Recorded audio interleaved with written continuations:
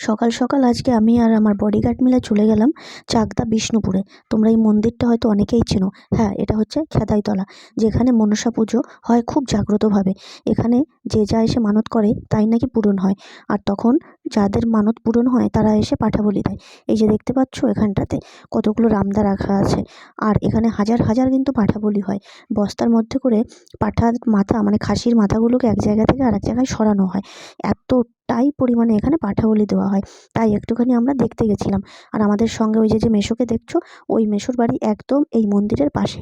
তাই আমাদের কোনো রকম অসুবিধা হয়নি। তবে রাস্তায় প্রচণ্ড গার্ড ছিল, আমাদের গাড়ি নিয়ে 2 কিলোমিটার আগের থেকেই ঢুকতে দেয়নি। একটা আশ্চর্যকর বিষয় দেখলাম, এই মন্দিরে প্রচুর মুসলিমরা এসেছে। তারা নাকি রীতিমতো এখানে মানত করে।